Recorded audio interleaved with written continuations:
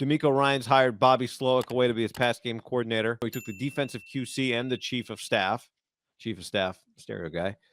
And then most recently, Corey Unlund, who was the Niners defensive backs coach and defensive pass game coordinator. His contract was up. He goes to DeMeco's staff as well. That hole's not huge. New defensive coordinator. He might have guys. It might have been that Corey Unlund wouldn't have come back anyway. Steve Wilks, interestingly enough, for all of his history as a defensive coordinator, he was not the defensive coordinator coming into last year with the Panthers for Matt Rule. He was the pass game coordinator, and he's coached DBs. So maybe that's not as big of a thing. What's interesting too is DeMeco hired Chris Harris, who some people thought would be a defensive coordinator, the DB coach at Washington, to be his DB coach. So he's got Unlund and Chris Harris in there.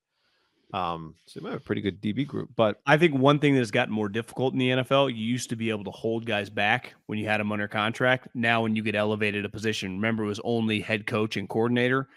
It's every position now. You can't. Remember all those guys that used to get blocked? Kyle used to do it all the time. Yeah. He blocked everybody. I've always thought, like, I understand both sides of it. I'm not just like anti the business. Like if I sign you to a 3-year contract as my quarterback coach, I think in normal society, I would always argue, well, if you got the opportunity, well, in the NFL, I'm paying you $600,000 and I've given you 3 years of insurance. So even if I fire you after 2, like you're still taken care of.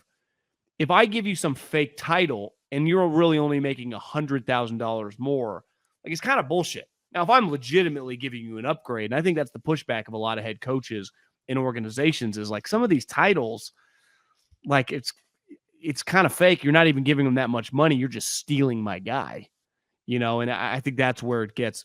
You hire the coordinator, totally understand, right? You hire the quality control guy to a position, totally understand. But if I wanted to keep my position coach and you're giving kind of a flimsy title and he's basically still your position coach, I understand we're coaches, and I'm sure it's not like they're going to openly bitch about it, but bitch behind the scenes. Like, it's kind of bullshit. Yeah. Yeah. But that's part of being a successful operation is, and the Niners have gotten raided these last couple of years with Saleh and this. I mean, that's a lot of coaches. Because for 4 years, he didn't lose really anybody. In some ways, he benefits if he's going to lose a coach, to lose a defensive coach who goes off and builds his system doing the things that the Niners want to do defensively. I don't know. We'll see what happens with Steve Wilks. Does somebody make him a head coach in 2024? But it's not the worst thing in the world if there's a few promising coaches on DeMeco's staff who learn DeMeco's defense. It's not the worst thing if Robert Saleh has guys on his defensive staff. At some point, Kyle will have to go outside for offense. He just had to go outside for defense. So he got 2 coordinators, and he had to go outside of his house for his defensive coordinator. What does he do the next time around? I think Kyle will probably always command a high-level defensive coordinator, but may not be the worst thing in the world if, say, in a year, now he's interviewing Chris Harris, and Chris Harris has just spent a year with DeMeco Ryans. And again, not that Kyle has a defensive system necessarily, but guys who play defense the way Kyle wants to play defense, there's a bunch of offensive guys out there. You count Greasy as going outside? Yeah, I count Greasy's going outside. Yeah. And it feels like it's probably a matter of time before Greasy's his pass game coordinator, right? I mean, we're just like, fuck it, I'm going to go back and call the second college game on ESPN. This is too hard. Feels like Greasy really just got into the meat of being a football coach. So, but my point is, like, here's the other part of it, John. His tree is still really fresh out there. We haven't yet had guys lose jobs from his tree and then come back.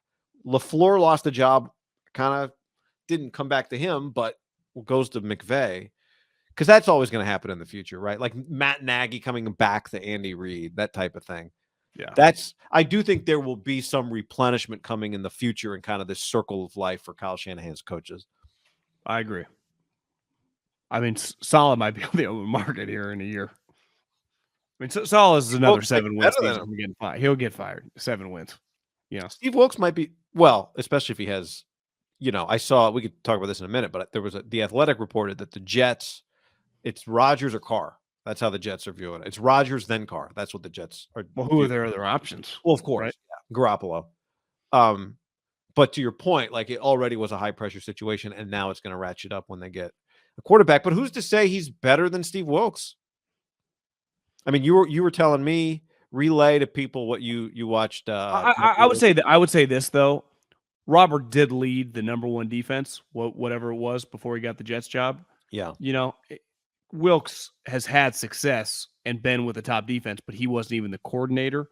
I guess he was for 1 year after Sean McDermott got the job. And last year, you know, maybe he was calling plays, but he was also the head coach. And their defense was really good. I was telling you, I watched the Bussin' with the Boys had Matt Rule on.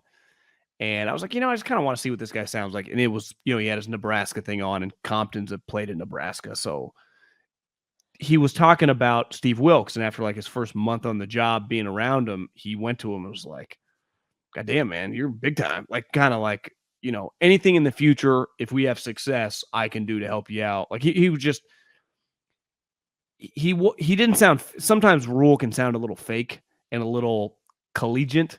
He sounded like real, like I rooted for those guys. I think their team's good. Because the one thing he kept saying is, I actually think the team, like whoever got that job, because at the time, Frank, they probably recorded this middle of December. Maybe it was even early January, but they didn't have a coach at the time. He's like, I think they're actually pretty well equipped. Obviously, they got to figure out the quarterback position. Like they have a lot of solid players with high character.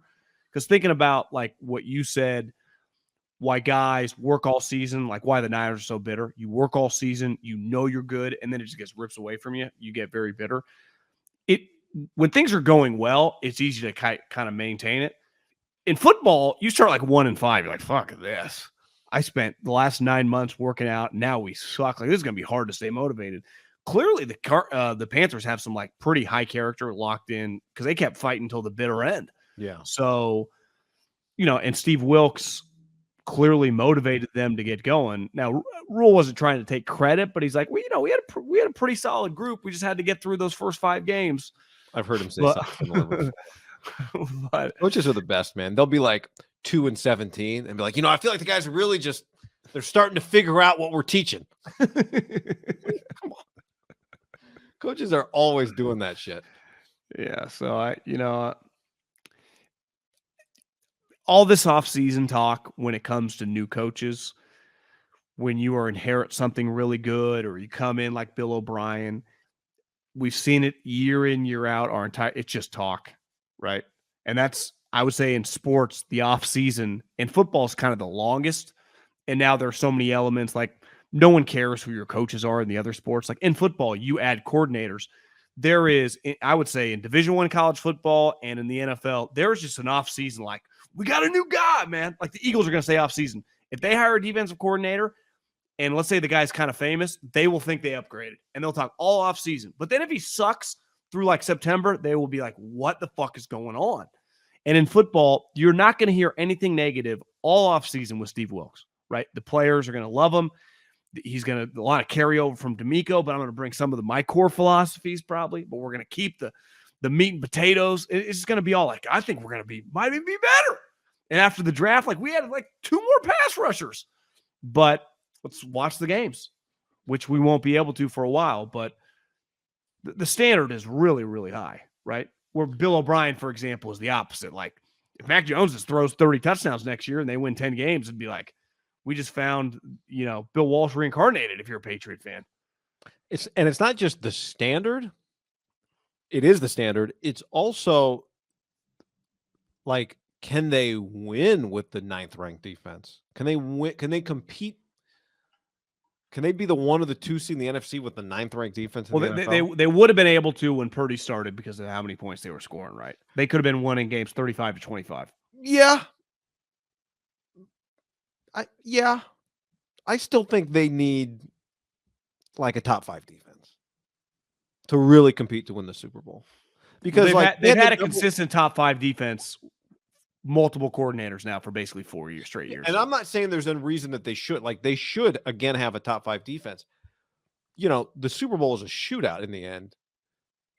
If the Niners had played, you know, the Niners Eagles game was not turning into, it's very early, but it was a different game. And that honestly, that's one thing Debo said that I agree with. He's like, look at what the score was at halftime. Like, look at what our defense was doing. And, you know, we all know how it played out, but You don't necessarily have to score 35 to win the Super Bowl. You might to beat Mahomes though. But if your defense is 1, 2, 3, 4, whatever, like their defense, that team was good enough to win the championship because of your offense and your defense. It goes hand in hand. But I still think they need we'll see. Yeah, We'll see I'm not advocating here for like the 17th ranked defense. I know. I'm just No, saying, I know you're not. I know you're not. I just think given how talented they are, we'll see. We'll see what it looks like. But if Robert Saleh is available, I don't know. It might be tough for the Niners not to just go, well, Steve Wilkes doing pretty good.